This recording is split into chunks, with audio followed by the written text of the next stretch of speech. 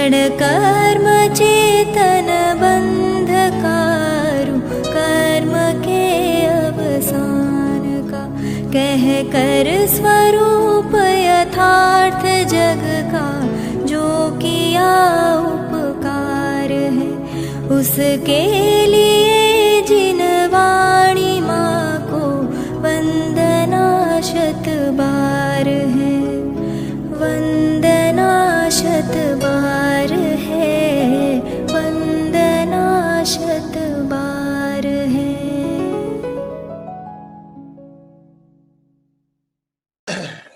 संतप्त मानस शांत हों, जिनके गुणों के गान में बेवर्धमान महान जिन विचरे हमारे ध्यान में।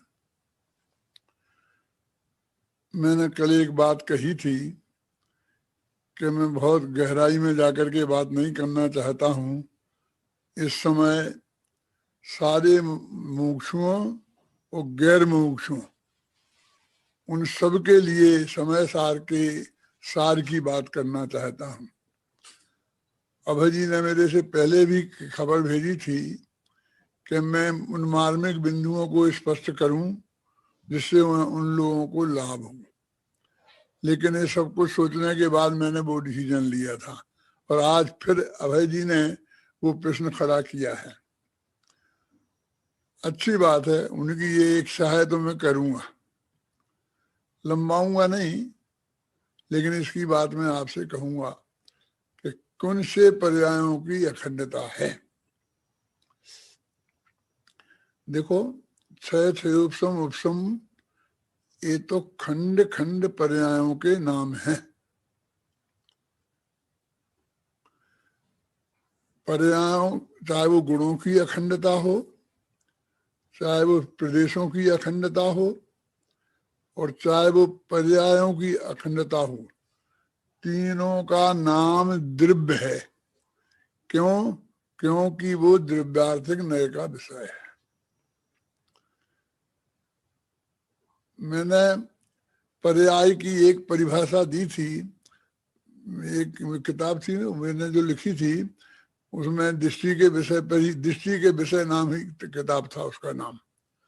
उस पर विस्तार में से खोला था कि 80वीं गाथा की टीका में आचार्य अमृतचंद्र ने जो पर्याय की बुद्धि है, तो उनमें पर्याय को व्यतिरेक, जो अन्वय का व्यतिरेक है, उसको पर्याय किया है और अन्वय को द्रव्य कहा है।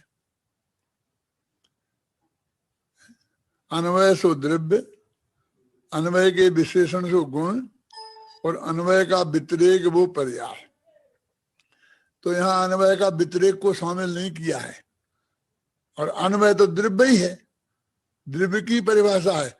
जब इन तीनों चीजों की अखंडता आ जाती है तो वो द्रव्यार्थिक नय का विषय होती है।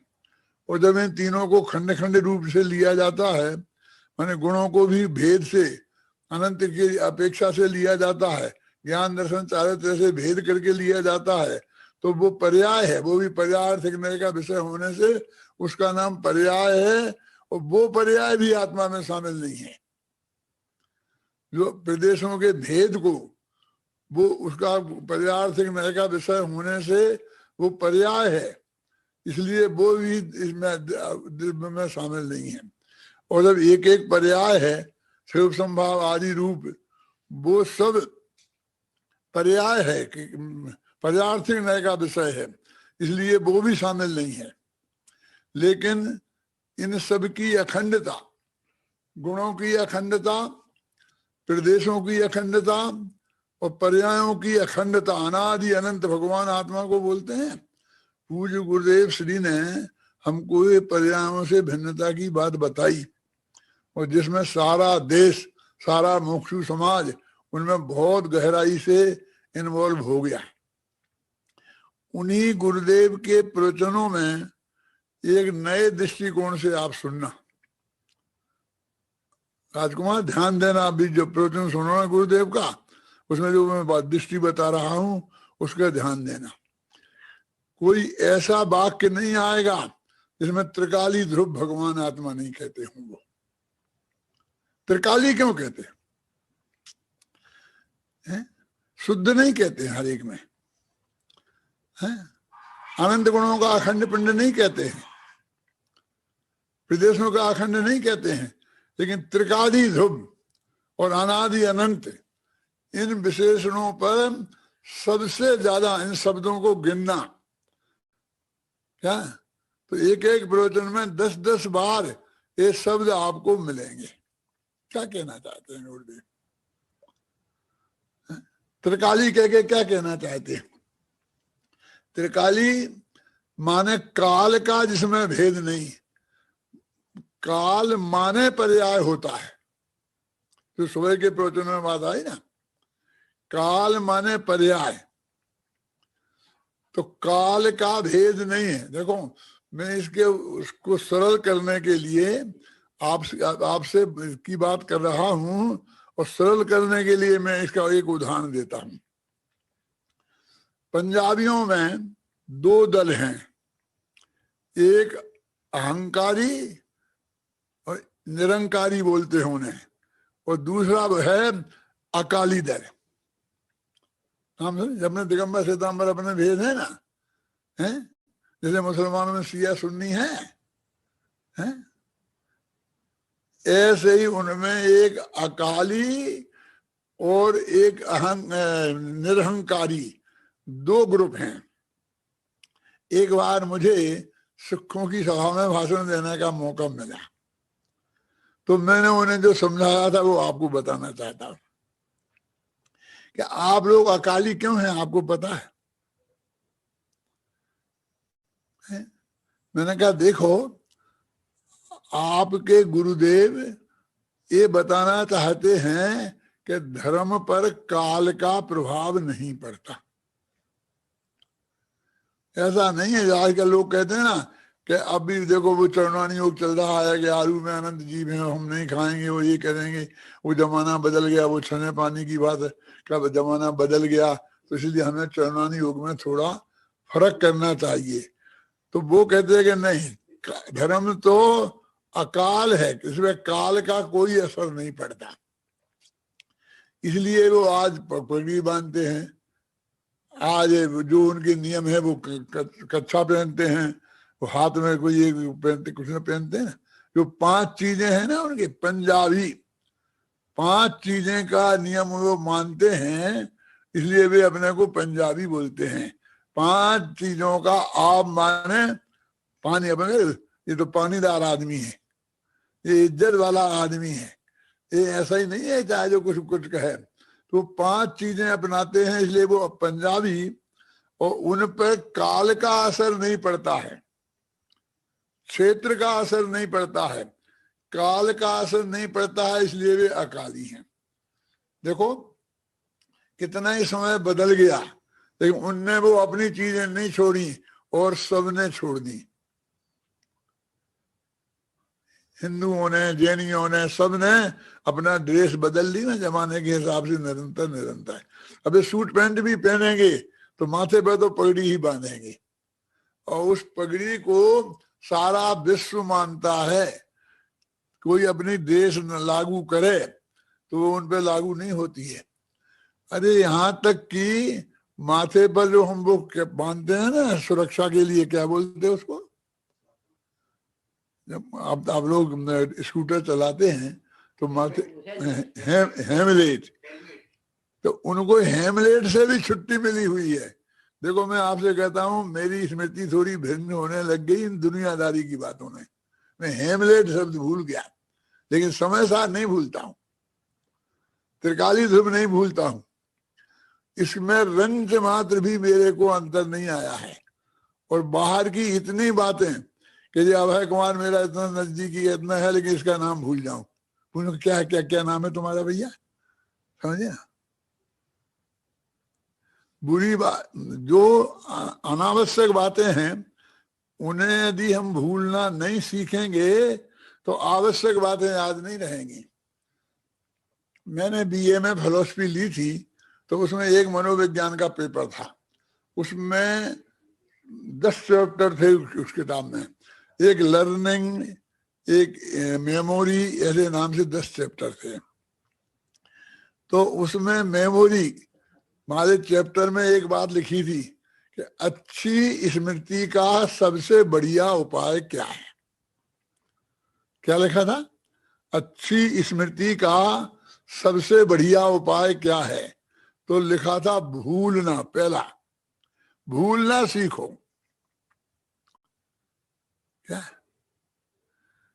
बेटा, तुम भूलोगे तो जरूर है, क्योंकि हमारे दिमाग के कंप्यूटर में लिमिटेड वो है शक्ति। यदि आप चुनकर अनावश्यक चीजें भूलना सीखोगे तो आवश्यक चीजें याद रहेंगी, और यदि आप नहीं सीखोगे तो भूलना तो है ही, तो बिना आपके चुनाव के अच्छी चीजें भी भूल जाओगे, है ना। तो मैं आपसे कह रहा हूं, काल का जिस पर प्रभाव नहीं पड़े तो उनने उसको इतना बाहर से ले लिया। मैं ये कहता हूं कि भगवान आत्मा, काल माने पर्याय, पर्याय का जिस पर प्रभाव नहीं पड़ता है। हम भी जैनी है, मैंने कहा हम भी अकाली हैं। हम भी काल माने पर्याय को अपने में शामिल नहीं करते हैं, उसकी सत्ता से इनकार तो नहीं करते हैं।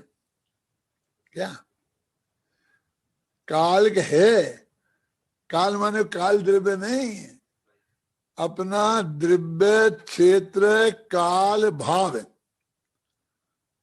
आए तो आप जानते, द्रव्य और क्षेत्र माने प्रदेश, और भाव माने गुण, और काल माने पर्याय। मेरी उस किताब में मिलेगा ये, कौन सा, दृष्टि के विषय वाली किताब में। तो वो काल का निषेध, तो काल जैसे गुण भेद का निषेध है, जैसे प्रदेश भेद का निषेध है, ऐसे ही पर्याय माने काल भेद का निषेध, उसका नाम अकेली। इस समय सार के सर्वशुद्धि ज्ञान अधिकार में अंत में कुछ सूत्र आए हैं, उनमें आता है ना अहम द्रव्येन खंडयामि, न क्षेत्रेन खंडयामि, न कालेन खंडयामि, न भावेन खंडयामि, एक अखंडोस्मि। तो मैं काल से खंडित नहीं हूंगा, क्या अर्थ है? माने काल भेद से रहत, है ना, गुण भेद से रहत, प्रदेश भेद से रहत। तो ऐसा भगवान अपना आत्मा अकाली है। अभी साथ में निरहंकारी भी समझ लो। अहंकार माने एकत्व बुद्धि, अहम बुद्धि। कल बताए थे ना 4, अहम बुद्धि, एकत्व बुद्धि, ममत्व बुद्धि, कर्तृत्व बुद्धि और भोक्तृत्व बुद्धि। तो अहंकार के पर में अपनापन, अहंकार लोग में घमंड को बोलते हैं ना, ये अहम पना माने मैं ये हूं, ऐसी मान्यता। और मैं पर मैं अपना अहम स्वीकार नहीं करता हूं, अपने में अपना अहंकार स्वीकार करता हूं, मैं अपने को मानता हूं। इसलिए वो कहते हैं कि हमको कोई अहंकार नहीं है, इसलिए हम निरहंकारी हैं। वहां अभिमान नहीं लाना। क्या? तो जैसे पंजाबियों में अहंकारी हैं और अकाली हैं, वो दोनों ही हम हैं। हम अकाली भी हैं और निरहंकारी भी हैं। पर में एकत्व बुद्धि को नहीं होना, इसका नाम है निरहंकारी, और काल भेद नहीं होना, इसका नाम है अकाली। तो काल के भेद का निषेध है। अब आपने कहा कि सयोसम भाव, उपसम भाव, तो आपने भेद करके खड़ा कर दिया ना। आप काल को अखंड रूप से पकड़ो कि नहीं साहब, भूतकाल की पर्यायें तो शामिल हैं, क्या भविष्य की, भूतकाल की पर्यायें जो बिल्कुल नष्ट हो गई हैं, प्रवचन सार में लिखा है ना कि विनष्ट पर्यायें, उन्हें आप मानने को तैयार हैं। और भविष्य की जो अभी आई नहीं है, उनको भी मानने को तैयार है द्रव्य में, कि वर्तमान की एक पर्याय है, उसे हम नहीं मान सकते। क्योंकि वर्तमान की वही पर्याय है। वो कहते वर्तमान की पर्याय को हम नहीं मनवा रहे, यदि वर्तमान की पर्याय को मानोगे तो आत्मा को जानेगी कौन, आत्मा को विषय कौन बनाएगा, वो तो विषय ही है। तो फिर आप वर्तमान की पर्याय को निकाल दो तो आत्मा के दो टुकड़े हो जाएंगे, क्योंकि बीच का जोड़ तो उससे ही है। अनंत काल जो भूतकाल की पर्यायें चली गई और भविष्य की जो अनंत काल की पर्यायें हैं, उन दोनों में से एक पर्याय बीच की निकाल दो तो दो टुकड़े हो जाएंगे द्रव्य के। तो द्रव्य अखंड है ना, गुरुदेव बोलते अखंड त्रिकाली ध्रुव, और वो निरंतर है। निरंतर का मतलब एक समय का भी अंतर नहीं पड़ता है। तो जो काल की माने पर्यायों की कंटिन्यूटी है, मैंने ऐसा लिखा है कि आत्मा तो द्रव्य तो नित्य है ही, लेकिन पर्याय भी नित्य है। क्या कह रहे, अनादि काल से यह आत्मा कभी बिल्कुल अनादि अनंत रहा ना, इसका अस्तित्व, द्रव्य का अस्तित्व खंडित नहीं हुआ ना, अनादि अनंत। ऐसे ही पर्याय भी अनादि से है और अनंत काल तक रहेगी। ये पर्याय से भी खाली कभी नहीं होगा। क्या, तो इसकी पर्याय भी नित्य है। मैंने एक वो बदलना वाली कविता लिखी है ना, तुम पढ़ सकते हो, हैं? बदल कर भी ना बदलना, ना बदल कर बदलना, है ना। तो हम लोग बदल बदल तो समझ में आता है अब, और ना बदलना समझ में नहीं आया है। पढ़ के सुना तुम, देखो ये सुनाएगा आपको। हाँ, ना बदल कर बदल भी बदलना आ गया, आपकी स्क्रीन पे आ गया, देखो। हाँ हाँ, चलो।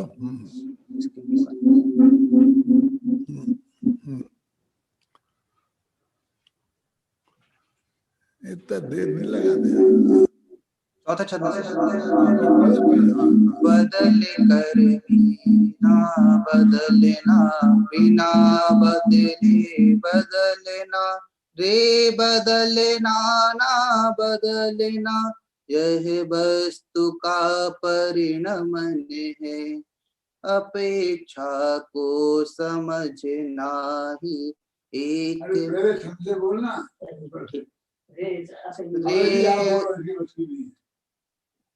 है, आपके पास एक किताब है बाबू? हाँ। है ना बदल कर भी बदलना, एक किताब है आपके पास? बोलूं मैं? इसमें आ गया ना, इसमें? हाँ, इसमें आ गया पूरा साफ क्लियर करो। इसमें से बोलो। हाँ,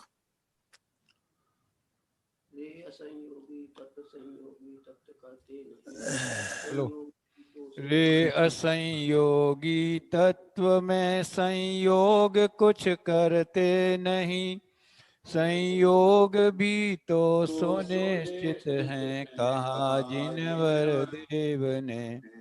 अपने सुनिश्चित योग में वे भी निरंतर बदलते, नित निरंतर ही बदलना उनका सहज परिणाम है।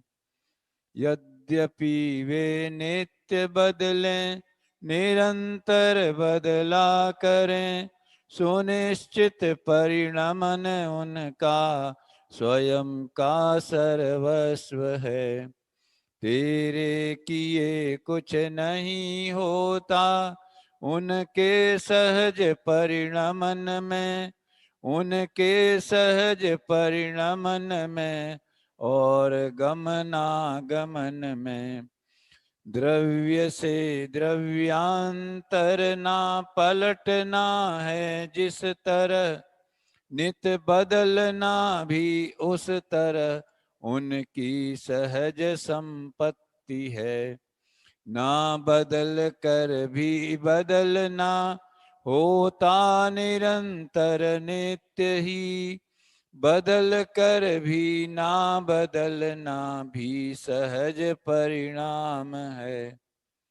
बदल कर भी ना बदलना बिना बदले बदलना, रे बदलना ना बदलना, यह वस्तु का परिणमन है।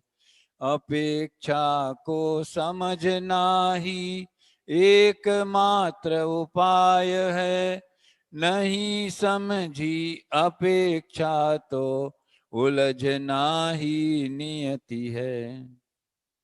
और लो, यदि चाहते हो सुलझना तो अपेक्षा पर ध्यान दो, अपेक्षा समझे बिना तुम पार पा सकते नहीं। शादवादी जैनियों की शादवादी पद्धति तो को समझना ही, क्या ऊपर नीचे हो गया, शादवादी जैनियों की शादवादी पद्धति को समझना ही समझ लो, बस एकमात्र उपाय है।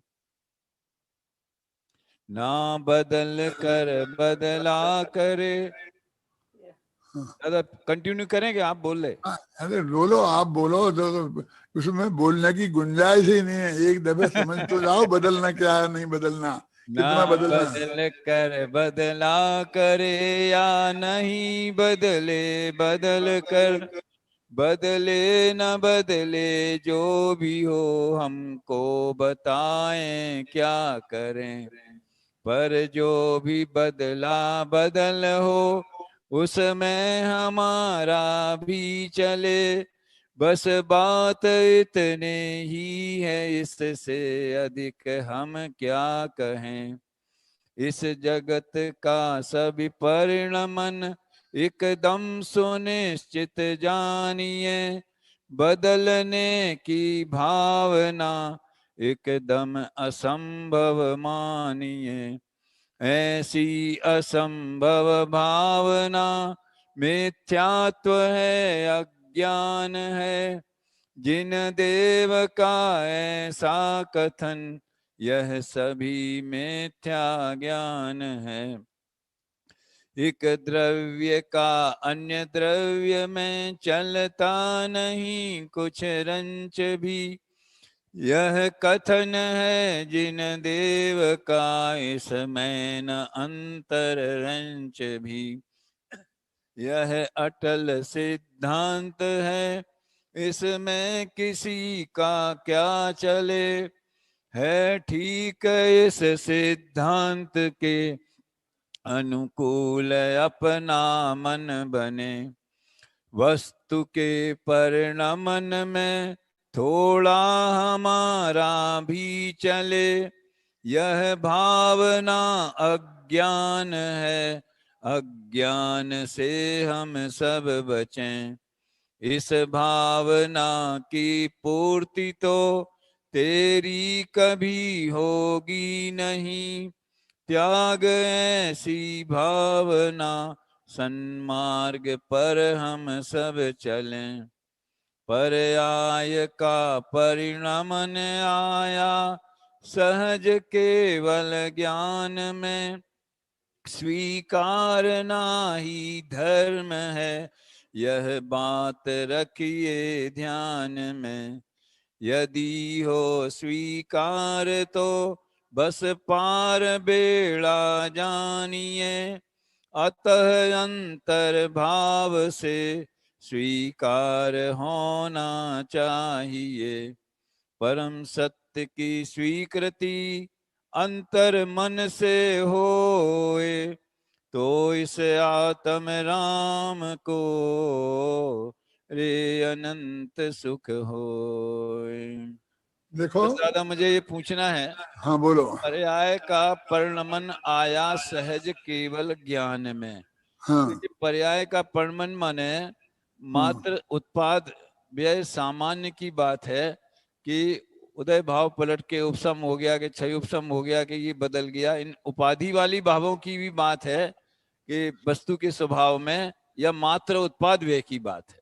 हाँ देखो, ये केवल ज्ञान में पर्यायों का परिणमन आया, यदि इसके इस शब्द पर ध्यान दे दें तो फिर हम केवल ज्ञान की परिभाषा नहीं समझ रहे कि कौन सा परिणमन है जो केवल ज्ञान में नहीं आया है। क्योंकि ये आया और ये नहीं आया तो हम फिर केवल ज्ञान में शंका खड़ी कर रहे हैं। तो वो एक जवाब तो ये है। अब दूसरा जो तुम्हारा प्रश्न है जो वास्तविक हृदय में खड़ा हो रहा है कि भाई आप क्या, मैं कह रहा हूं ना कि पर्यायों की कंटिन्यूटी, वो उसका नाम तो द्रव्य है। वो जो आप कह रहे पर्याय, पर्याय तो नाम उसका रहा ही नहीं।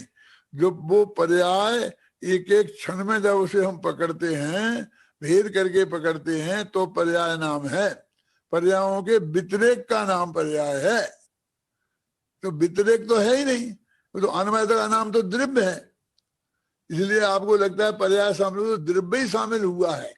जैसे आपने गुणों के अभेद को पकड़ा, जैसे आपने प्रदेशों के अभेद को पकड़ा, वैसे ही पर्यायों के अभेद को पकड़ो। और आप भेद करके बार बार प्रश्न करते हैं तो भेद का नाम तो पर्याय है। वो तो इसलिए आपको शक होता है कि हम पर्याय शामिल कर रहे हैं।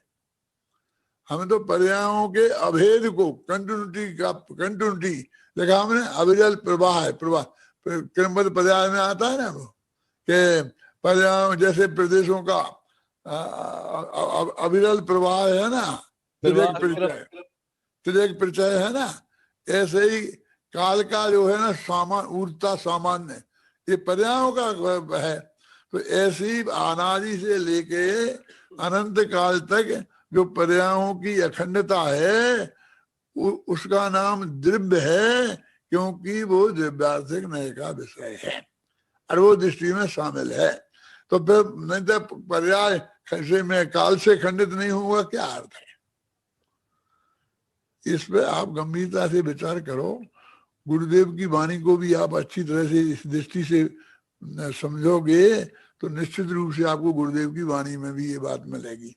और जब मैंने वो दृष्टि के विषय नाम की किताब लिखी थी और जब उसमें ये सबसे पहले प्रश्न उठाया था तो सोनगढ़ के भी वहां के लोगों की बहुत प्रसन्नता के समाचार मेरे पास आए थे। गजब है, गजब है, गजब है। तो इस बात को फिर अपन को समझना होगा।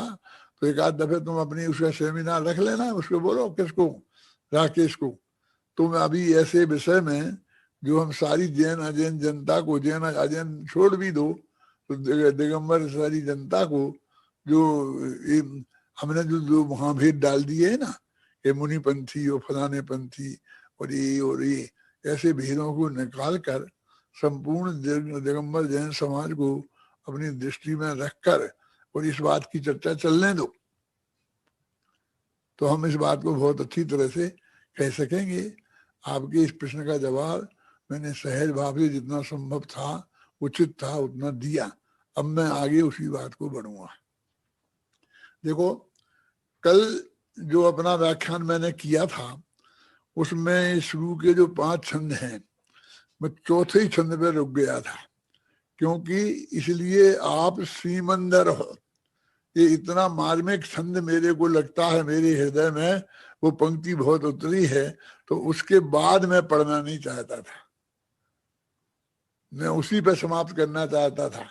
और आज उसी बात को मैं आगे, मैंने आज 5 छंद पढ़वाए, क्योंकि उसी बात को उन्होंने आगे कहा है कि सीमा, अपनी सीमा में सीमित होकर के भी वे असीम है, अनंत है।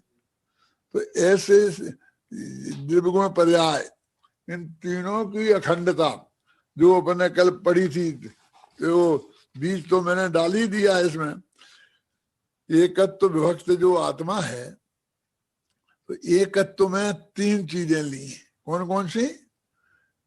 गुणों की अखंडता, प्रदेशों की अखंडता और पर्यायों की अखंडता। और इन तीनों का नाम द्रव्य है, क्योंकि इनमें भेद का निषेध है। तो वह तीनों का नाम है कि नहीं, तीनों में भी भेद का निषेध करके अभेद करो, वो तीनों भी एक है। वो पर्यायों का अखंड पिंड नहीं है। माने ये इसमें ही एक गड़बड़ी, परिवर्तन तो इसमें ही होता है। आज तक किसी को ये चिंता नहीं हुई कि हमारा द्रव्य ना पलट जाए। और उन्होंने गारंटी दी है 308 से लेके 311 गाथा की टीका में कि जीवो ही तावत कृमिनियमात्म परिणामयी रुत्पद्यमानो जीव एव नो अजीवा, कि जीव ही रहेगा, अजीब नहीं हो जाएगा। कितनी ही परिणाम कितना ही बदलाव हो, प्रति समय बदलाव हो, एक समय भी बदले बिना आत्मा रुके नहीं, फिर भी वो बदल कर अपनी मर्यादा में ही रहेगा, द्रव्य नहीं हो, वो दूसरा द्रव्य नहीं हो जाएगा, अजीब नहीं हो जाएगा। और ऐसा ही अजीब भी, क्योंकि वो जीव तो समझदार है ना, इसलिए नहीं होगा, लेकिन अजीब तो बदल जाएगा ना। तो कहते नहीं, चेतन भी और अचेतन भी। ऐसा जो कलश है एक बहुत बढ़िया, वो प्राप्त विकार्य निवृत्त के बाद में 76, 77, 78 और 79 गाथा में आया है ना, कि वो निरंतर कैसे भी करके करे, सबका परिणमन एकदम सुनिश्चित है। और 2 कलश और हैं बहुत अच्छे, कि जबकि प्रत्येक में द्रव्य में अपनी परिणमन शक्ति है, वहां आया चेतन भी और अचेतन भी शब्द है। कि चेतन, कोई कहेगा चेतन है, जानता है, इसलिए नहीं करेगा, पर का करता क्यों, पर के करने में हमें संसार बढ़ेगा। लेकिन अचेतन तो कर सकता है। तो कहते जानता हुआ जीव और नहीं जानता हुआ पुद्गल। जानता हुआ जीव भी पर का करता नहीं है, और नहीं जानता हुआ पुद्गल भी पर का करता नहीं है। ये तो हम परिणमन का स्वभाव समझ रहे हैं। ये मैंने बोला ना कि पूज्य गुरुदेव श्री ने बहुत ही मार्मिक तरीके से इस बात को प्रस्तुत की, जो जगत के सामने बिल्कुल नहीं थी। उस वक्त उनने उस पर इतना जोर दिया और देने की जरूरत थी, अन्यथा वो हमारे गले उतरती ही नहीं, क्योंकि कोई नहीं मानता था उसको। लोगों को बहुत अटपटा लगता था कि सारी पर्यायें क्रमबद्ध हैं और सुनिश्चित हैं, जबकि प्रवचन सार में और अनेक सब ग्रंथों में हमने सर्वज्ञ सिद्धि पढ़ी थी, तो बहुत स्पष्ट ये बात थी कि 3 काल की पर्यायों को वे जानते हैं और उसमें नक्की होना सिद्ध होता है। अब हो करके हम इतने हो गए, पर्याय को हमने ऐसे निकाला कि सीधे इसे, ऐसा नहीं कि हिंदुस्तान से निकाल के बाहर किया है, हमने तो इस दुनिया से ही निकाल के बाहर कर दिया। माने उसके हम अस्तित्व से ही इंकार करने लग गए। पर्यायों का अस्तित्व है, द्रव्य में ही है, और अनादिकाल से है, और अनंत काल तक रहेगा। एक समय भी पर्यायों के बिना द्रव्य रहेगा नहीं। अब भाई जी, ये देखो पंचास्तिकाय में 4 गाथाएं हैं। द्रव्य बिन पर्याय ना, पर्याय बिन ना द्रव्य हो, द्रव्य गुण बिना द्रव्य नहीं, ऐसी। तो जब मैं कुंद कुंद शतक वर्ष में कुंद कुंद शतक का वो किया था संकलन, तो ये 4 गाथाएं पंचास्तिकाय की रखी हैं, जबकि सबके दिमाग में समय सार ही चलता था, प्रवचन सार ही चलते थे।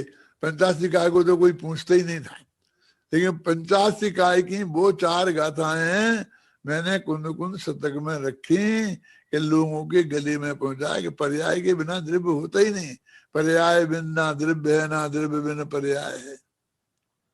वस्तु का स्वरूप हम क्यों भूल गए?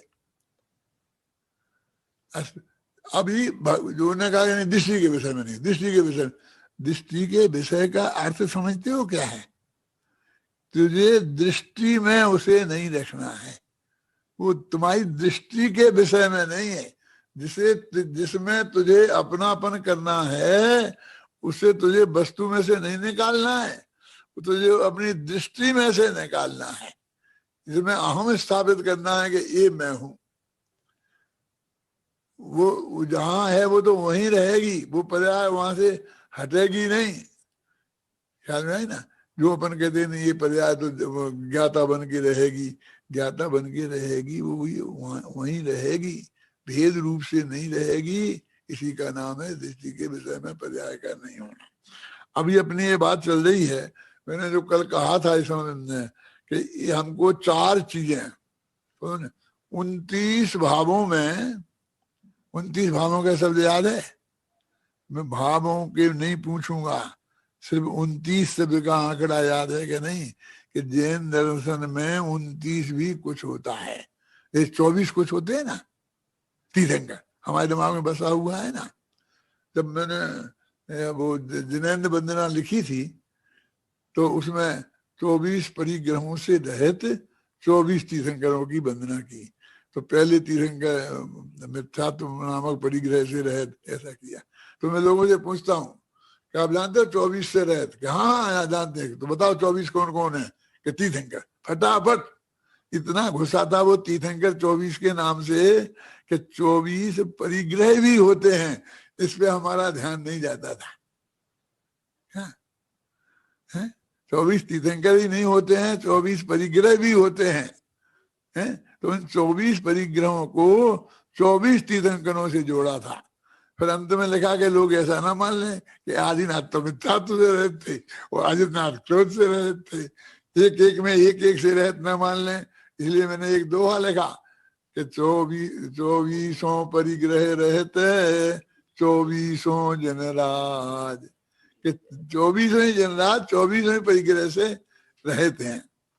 तो इसलिए यहाँ पर ये कह रहे हैं, मैं ये कहना चाहता हूँ कि 29 प्रकार के जो वो भाव हैं उनको हमें अम्बे चंद्राचार्य जी ने अनंत उपकार करके 2 भागों में बांट दिया।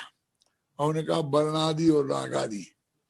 तो ये वर्णादि माने 20 भाव आ गए उसमें, इसमें सारे संयोग आ गए, समझ लो सारे संयोग आ गए, परद्रव्य आ गए, माने सभी प्रकार के जितने भी परद्रव्यों में हमारी एकत्व बुद्धि होती है वो उसमें एक में आ गए। फिर कहते हैं जो संयोगी भाव हैं वो आ गए काय में, वो दूसरा शब्द है क्या है? रागादि में। वो रागादि में बाकी के सब आ गए। तो उनसे रहित जो भगवान आत्मा है तो वो अभी कर्मों के हिसाब से इन्हें बांटे। तो अघातिया कर्मों के उदय में जो मिलता है उसका नाम संयोग है। परद्रव्यों का जो संयोग मिला, तो हमें सारी दुनिया के सब परद्रव्यों से अपने को अलग जानने का मुख्यता नहीं है, लेकिन जो हमारे अघातिया कर्मों के उदय से जो हमारे संयोग रूप में आए हैं उनमें हमारी एकत्व बुद्धि हो जाती है, इसलिए वो लेना। और वो रागादि में संयोगी भाव माने वो जो घातिया कर्मों के उदय से होते हैं, इसलिए उन्होंने रागादि लिया, क्योंकि उसमें तो गुण स्थान भी ले लिया है? उसमें तो मांगना स्थान भी ले लिए हैं कि घबरा विशुद्ध, अरे उसमें तो अध्यात्म स्थान ले लिए हैं।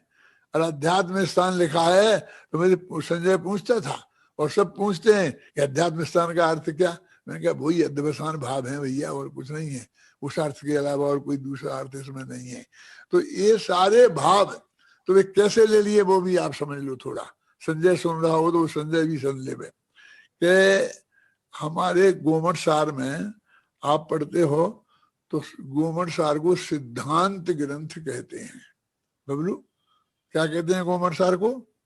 सिद्धांत ग्रंथ। तो यहाँ पंडित कैलाश चंद जी आए थे, उन्हें हमने गोमठ सार पढ़ाने के लिए बुलाया था, तो उन्हें और तो कुछ नहीं पढ़ाया, लेकिन एक बात मरम की बताई थी जो मैं आपको बताना याद दिलाना चाहता कि सिद्धांत कि जिसका प्रत्येक अध्याय सिद्धों में अंत होता है वो सिद्धांत ग्रंथ है। नहीं आया समझ में? जैसे देखिए अभी ज्ञान मागना है, कोई भी है, गुणस्थान है तो 14 गुणस्थान और फिर सिद्ध दशा। फिर मागणाओं में गति मागना तो 4 गतियां और फिर पंचम गति सिद्ध दशा, उसका वर्णन है। फिर 5 इंद्रियां और फिर इंद्रियातीत का वर्णन। तो अंतिम जो गाथा है हर अधिकार की वो सिद्ध भगवान का स्वरूप बताती है। इसलिए कहते हैं जो सिद्ध पर जाके अंत हो वो सिद्धांत है। छड़ाला भी सिद्धांत है। क्यों? मैंने कहा क्योंकि वो सिद्ध में अंत होता रही है अनंता अनंत काल यथा तथा से परिणमे। हमारी तो हर कहानी सिद्ध में अंत होती है। अभव्य अभव्य तो सिद्ध होंगे ही नहीं, तो उसमें कैसे अभव्यों की कहानी हम क्यों कहेंगे? हमें भव्य नहीं मिलेंगे? भव्य बहुत है। हमारा हम वर्णन अभव्यों का तो अभाव के रूप में वर्णन आ जाएगा, जहां आ जाएगा। सिद्ध में जिसका अंत हो वो सिद्धांत है। देखो इसमें लिखा कसाय बंध का कारण है। टूटा मजिए कसाय, इसलिए जो जीव बंद नहीं करना चाहते हैं वे कसाय ना करें। और फिर उसमें लिखा तो बहुत बड़े आचार्य महाराज कहने लगे देखो लिखा कसाय नहीं करें। और उसमें लिखा कि वो एक शास्त्र का उल्लेख है, मिथ्या दर्शन अवृद्धि प्रमाद कसाय बंध हेतुआ। तो कौन से मैं छंद भूल रहा हूं कि कसाय और योग इन दो का निषेध किया है। तो मैं वहां ये कहता हूं कसाय माने कसाय है अंत में जिनके, ऐसे मिथ्या तो अवृत्ति प्रमाद और कसाय, इन चार का नाम कसाय है। आप जानते हो मिथ्यात्व का नाम कसाय है, जानते हो आप। अवृत्ति का नाम कसाय है, प्रमाद का नाम कसाय है, किताब इन सबका नाम कसाय ही है। तो फिर अंत में कसाय काय को लिखी? अलग अलग से भी लिखी नहीं तो तुम इन्हें इनको समझ लेते, कसाय को मानते ही नहीं। वो भी बताई लेकिन ये सब भी समझे, इसलिए उन्होंने कह दिया कसाय और योग। कसाय से स्थिति अनुभाग बंद होते हैं, वो गाता है ना, है बोलो छंद है याद है पंक्ति? कसाय दो स्थिति अनुभागो कसाय दो कसाय दो होंती। तो कसाय दो के देखो क्लियर लिखा है कि प्रकृति और प्रदेश बंद योग से होते हैं और स्थिति अनुभाग कसाय से होते हैं। इसलिए कसाय छोड़ो, मिथ्यात्व तो बंद का कारण है ही नहीं। ये जबरदस्ती गांधी स्वामी ने ये मिथ्यात्व उठा रखा है। लेकिन वहां तो अर्थ कसाय देखो, मतलब मिथ्यात्व वृद्धि प्रमाद और कसाय ये अर्थ है। अभी कौन माने? एक तरफ महाराज और दूसरी तरफ पंडित। एक तो वैसे ही नहीं माने कोई, समझे ना। और फिर क्या साहब ने कसाय का अर्थ विचार कर रहे, कौन माने? फिर प्रमाण तो फटाफट भी दे देंगे। हमारे प्रमाण को कौन देखता है? जिसे समझ ना हो वो मानेगा, इसका कल्याण होना हो वो मानेगा, इसका संसार समुद्र का किनारा निकट आ गया हो वो मानेगा। हमारे समझाने के आधार पर थोड़ी निर्णय होना है। निर्णय तो उसका भव का अंत आया है कि नहीं, सब आपने हमें समझा नहीं पाया। हाँ हम हार मानते हैं। क्यों नहीं समझा पाया? क्यों नहीं समझाया आपने ढंग से कोशिश क्यों नहीं करी बबलू? कि तुम्हारे भव का अंत नहीं आया है तो हम उसके लिए क्या करें? तुम्हारे समझ में नहीं आने के कारण तो तुम्हारे में विद्यमान है। तुम्हारे ही पांचों संवाद समझने का काल नहीं आया। भरत चक्रवर्ती बाहुबली की स्तुति करते हैं। कौन? सर्वज्ञ बाहुबली की। गिरस्थ बाहुबली की बात नहीं है, सर्वज्ञ बाहुबली की। मुनिराज बाहुबली की बात नहीं है, सर्वज्ञ बाहुबली की बात है। तो वो बाहुबली से कहते हैं महाराज आप दीक्षा लेके चले गए और मैंने नहीं ली। कि क्यों हुआ ऐसा क्या हुआ? पढ़ना फिर किसको, क्या नाम अपना क्या है, क्या भरत का अंतर्द्वंद को। उसमें लिखा है कि महाराज आपके 5 समवाय दीक्षा लेने के आ गए थे और मेरे 5 समवाय चौथे गुण स्थान के थे, गृहस्थी के ही थे। क्या करूं? तो जिसके 5 समवाय जिसके आए होंगे उसके तो वही तो होगा। 5 समवाय तो हर काम के होते हैं कि नहीं होते हैं? जब मेरे आएंगे जब मेरा हो जाएगा, आपके आए थे तो आपका हो गया। देखो क्यों नहीं केवल ज्ञान 1 वर्ष तक क्यों नहीं हुआ? तो इतना माथा मारते हैं बड़े बड़े पंडित। जरा सोचो ना, 5 समवाय नहीं आए थे तो नहीं हुआ, समवाय आ गए जब हो गया। ये एक कारण समझ में नहीं आता है। काल लब्धि नहीं आई थी तो नहीं हुआ, जब काल लब्धि आई तब हो गया। लाखों के ऐसे लोग हैं कि करोड़ों वर्ष तक उसी भव में केवल ज्ञान होना है और करोड़ों वर्ष पहले दीक्षा ले ली और फिर भी केवल ज्ञान करोड़ों वर्ष तक नहीं हुआ, वहां प्रश्न क्यों नहीं करते हो? है कोई आपका नाम, आप कोई नाम बता सकते हो? बबलू नाम बता सकते हो? अरे वहीं अगल बगल में देखो बस। वही भगवान भरत के सगे बाहुबली भाई थे और वो भी ऋषभसेन भी भाई थे। तो ऋषभसेन ने दीक्षा कब ली थी? जब ऋषभ देव को वो केवल ज्ञान हुआ था। क्यों? और फिर ऋषभसेन को केवल ज्ञान कब हुआ? जब ऋषभ देव मोक्ष चले गए। और वो एक कितने 84 लाख 83 लाख क्यों नहीं है, क्या बोलते, 84 कोटि पूरब जो भी नाम देते हैं, उतना 1 कोटि पूरब वर्ष तक केवल ज्ञान नहीं हुआ। उस सके उन पर कोई प्रश्न क्यों नहीं लगाते? इसकी किसी को विकल्प नहीं है। इनको 1 वर्ष में इतनी आकुलता हो गई, 1 वर्ष में इतनी आकुलता हो गई, 1 वर्ष में इतनी आकुलता हो गई। क्यों? ये मेरे प्रश्न सार्थक नहीं है, ये मेरे पे सोचने के नहीं है। सब ने उसके कारण खोज के और ऐसे कारण लिख दिए कि जो सम्यक दृष्टि के जीवन में संभव ही नहीं है। तो बाहुबली को बेचारे जो 6वें 7वें अनुष्ठान की भूमिका में जी थे, उस समय मैं भरत की भूमि पर खड़ा हूं, ऐसा विकल्प उनके हृदय में ठूस दिया जबरदस्ती।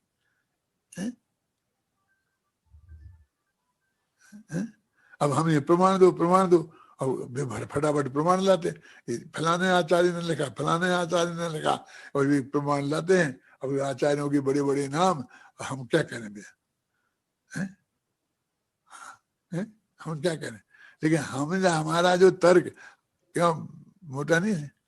तो जिसको समझना होगा अथवा जिसकी काल अवधि आ जाएगी अथवा जिसकी समझने के 5 संभाय होंगे, उसकी समझ में आएगा। हमारे समझाने से हम बहुत बढ़िया समझाते हैं, इसका अहंकार हमें नहीं है। हमें तो इस बात की बहुत खुशी है बबलू, इसकी हमारी समझ में आ गया। हमें कुछ मतलब नहीं है, तुमसे लेना देना नहीं है कुछ भी, हमारी समझ में आ गया ना क्या? क्योंकि हमारा कल्याण हमारी समझ से होगा, तुम्हारी समझ से हमारा कल्याण नहीं होगा। बस सहज भाव से जैसा परिणमन होता रहता है, दिव्य ध्वनि खिरती रहती है, और ये जनवाणी को आगे जाना है तो सहज भाव से बहती रहती है। हम भी उसमें एक अंग हैं, तो सहज भाव से बहती रहेगी, और जिसकी समझ में आना होगा वो आता रहेगा, और नहीं आना होगा वो नहीं आएगा। हम क्या कर सकते हैं? कुछ नहीं कर सकते हैं। तो देखो अभी बात चले 29 भावों का, यहाँ ध्यान रखना, मुझे वो समझाना। ये मेरे 29 भाव अंत तक चलेंगे, अंत तक मैंने 7वें प्रवचन था, मैंने पूरे समय सार में। और वे वर्णादि और रागादि भेद से 2 प्रकार के हैं। ये मैं नहीं हूं, क्या हो गया इसमें? देह मैं नहीं हूं, ये भी हो गया। स्त्री पुत्र मैं नहीं हूं, ये भी हो गया। राग द्वेष मैं नहीं हूं, ये भी हो गया। और केवल ज्ञान मैं नहीं हूं, ये भी हो गया। मैं ये बता रहा था क्यों, सिद्ध के सिद्धांत। तो वो कहते हैं कि केवल ज्ञान पर्याय तो निर्मय पर्याय है, इसको क्यों कर्म के खाते में डालते हो? तो उन्होंने लिखा कर्म के अभाव में हुई ना। देखो अभाव रूप निमित्त है, उसको भी नैमित्त में डाल करके वो छुट्टी कर दी। अब भाई जी समझ में आई ये बात? सहायक भाव भी कर्म के 6 निमित्त है ना उसमें, तो कर्म का इतना नाम लग गया। 6 का अर्थ तो अभाव होता है। केवल ज्ञान बनने कर्म के 6 से केवल ज्ञान हुआ, इसका मतलब हुआ केवल ज्ञानावरणी कर्म के अभाव से। और अभाव से मन तो नहीं होना होता है, अब माने तो नहीं होने होता है, तो ये तो नहीं होने रूप अभाव है। लेकिन हमने तो उस इतना भी निमित्त उसके नाम पे लगा और काम खत्म। तेरे चित्त में विकल्प आया ना कि पर्याय शामिल है कि नहीं है, काम खत्म। क्यों नहीं आ रहा है समझ में? क्योंकि तुझको ये भेद खड़ा हो गया, ये विकल्प खड़ा हो गया, चलेगा। अंतर मुहूर्त में वो हो सकता है। हमारे लिए तो ये उदाहरण है, अभी दो ही चलते थे, बाहुबली और भरत। क्यों? अब ऋषभ सेन भी आ गए। बेचारे ऋषभ सेन को कोई पूछता ही नहीं था। अब बीच में ऋषभ सेन भी खड़े करना अभय जी, जब भी आए कि उन्हें इतना बरस तक नहीं हुआ था, इतना बरस तक नहीं हुआ था। मैंने ये खत्म की किताब तो मुझे भाव आया कि अपन एक पूजा लिखें भरत और बाहुबली की, कि दोनों महान पूज्य हैं, दोनों मोक्ष गए दोनों। तो मैंने एक भरत और बाहुबली की पूजन लिखी, इसमें है भरत बाहु। अब भरत बाहुबली को कौन पूछे? बाहुबली की तो बाहुबली की होएगी ना, भरत का तो नंबर ही नहीं आता है कि भरत की अकेले की लिख दो तो कोई करे ही नहीं है? अभी मैं नाटक लिख रहा हूं, 21 पेज लिखे हैं भाई। तो नाटक में मेरी समस्या ये हो रही है कि 7-8 क्या लिख लिए दृश्य, उसमें बाहुबली कहीं आए ही नहीं। क्या करूं? भरत बाहुबली नाम कैसे रख दूं? क्या वहां तक बाहुबली आए ही नहीं। भरत तो चक्रवर्ती बन गया, 6 खंड जीत के आ गया, और कहा लौट के अयोध्या के दरवाजे पे आ गया। जब वो चक्र रुका तो बाहुबली का नाम आया। इतनी कहानी निकल गई आधी से ज्यादा, 5 अध्याय निकल गए और बाहुबली का कहीं नाम ही नहीं आया। तो मैंने कहा अब एक दफे आ जाएगा ना तो फिर तो रहेगा कायम। क्या सुनील समझ में आता? तो फिर मैंने देखा कि भाई फिर मोक्ष चले गए फटाफट, फिर मतलब दीक्षा ले ली, वो चले गए, तो फिर बाहुबली गाया, फिर भरत ही भरत रह गए। फिर इतने दिनों तक राज किया, समझाया, और जो भी चर्चा हुई फिर भरत की नहीं है।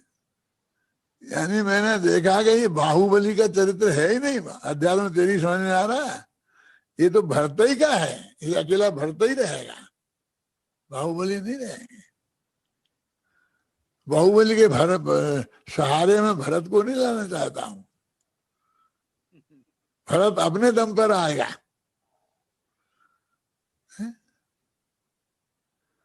अब विचार करो गंभीरता से कि कहाँ है, क्या है। उसके बाद फिर वो तो आया, वो जो लड़ने के लिए आ गए मिलने को, सामने आमने आए, और फिर उन्होंने दीक्षा ले ली, वो चले गए, बस खत्म।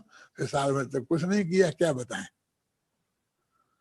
केवल ज्ञान हो गया बस। फिर दिव्यध्वनि कृति रही और तीर्थंकरों जैसे सब काम होता रहा। और क्या वहां क्या है, कहानी क्या है? अब कौन करेगा भरत बाहुबली की पूजन? क्यों करोगे क्या नहीं? अरे दोनों तीर्थंकर हैं, दोनों केवली हो गए, दोनों मोक्ष में चले गए, दोनों परम महान पूज्य हैं। मेरी वो है ना संजय कहा 200 वाला क्या है उसका, उसने तो ये लिखा है कि ये 6वां अध्याय बाहुबली का अध्याय है। उस समीक्षा में लिखा है अध्यात्म, क्या लिखा? 6वां अध्याय बाहुबली का अध्याय है। तो मेरा ध्यान गया कि क्या सर बाहुबली का, तो 6वें के पहले बाहुबली का कहीं नाम ही नहीं आया। और 7वें में 6वें में बाहुबली हावी है, और 7वें में फिर भरत हावी हो गए। अभय जी कितना माथा चलता रहता है, चलाना पड़ता है, जो भी समझ लो क्या ऑटोमेटिक चलता रहता है। क्या है स्वरूप? तो यहाँ हम गंभीरता से विचार करें कि ये अपने को जो चर्चा करनी है समय सार की, उसमें मुद्दा क्या है कि वे 29 भाव जो वर्णादि और रागादि के भेद से 2 प्रकार के हैं, ना वो मैं हूं, ना वो मेरे हैं, ना मैं उनका करता हूं, ना मैं उनका भोगता हूं, मैं तो मात्र उनका ज्ञाता हूं। आज जोड़ रहा हूं, कल यहीं तक था, करता भोगता कुछ नहीं हूं, नहीं हूं तक। क्यों है? मैं तो मात्र उनका ज्ञाता हूँ। बात ऐसी है कि वो मात्र जानता है। ना करे दी जो जान दी सो हवदी रानी पते तरमी का था। बोलो कम्मे नो कम मम्मी अहमद मह कम च कम्मे नो कम मम और जा ये साखल बुद्धि अपनी बुद्धि। ऐसा है ना कि वो मात्र जानता है। ऐसे एक पंक्ति है, करता नहीं है मात्र जानता है। उनको जानने की स्थापना की है। क्यों? उसको हम उड़ा ही देते हैं। इन लोगों को प्रमाण नहीं दिखता है कि पर को आत्मा जानता है। इन कर्मों को आत्मा करता नहीं है, मात्र जानता है। सुनील, ऐसा आता कि नहीं आता? जाता में संतोष आता कि नहीं आता है? तो वहां जानने की स्थापना नहीं हुई। करता नहीं है, मात्र जानता है। किसको? कर्म को, नो कर्म को, इनको। तो आत्मा पर को जानता है। इतनी बात सिद्ध नहीं होती है, होती है। फिर कौन सी अपेक्षा है और किस अपेक्षा नहीं है, वो ठीक है। तो मैंने अभी अभय जी ने जो पढ़ी थी उसमें क्या लिखा था ना, अपेक्षा के बिना कौन सा बढ़ना बदलना ना बदल। ये सब मेरे माथे में चली, कितना चला। 100 छंद भी लिखे जा सकते थे। क्या अपेक्षा को नहीं समझोगे बेटा तो बाहर नहीं बढ़े। थोड़ा और नीचे उतारो भाई। निकाली थी ना, क्या था? निकालो और 5वां 6वां छंद निकालो। हेलो, हाँ क्या करता है? हाँ ये बदलना वाले ये तुम लोग 5वां छंद निकालो। 5वां 6वां।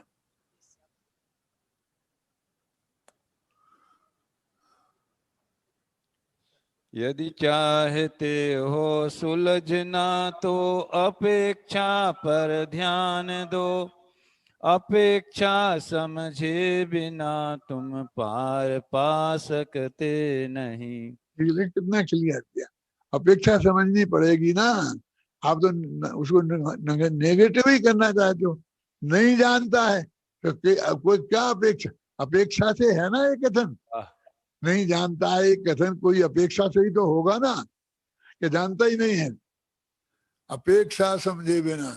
और फिर लगा नीचे स्यादवादियों के यहाँ पर स्यादवादी जैनियों की स्यादवादी पद्धति को समझना ही समझ लो बस एकमात्र उपाय है। अभी इस तरह से अपन ने इसकी बात करी है। कल फिर इसी बात को आगे बढ़ाएंगे।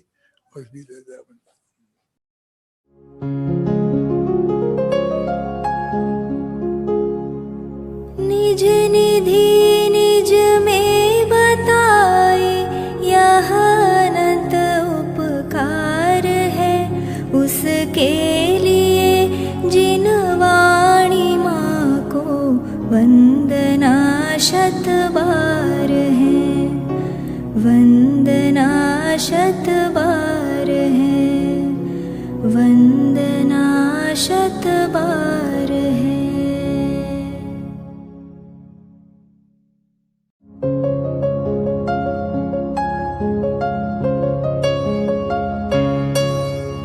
हे जिन वाणी भारती तो ही जपो दिन रैन।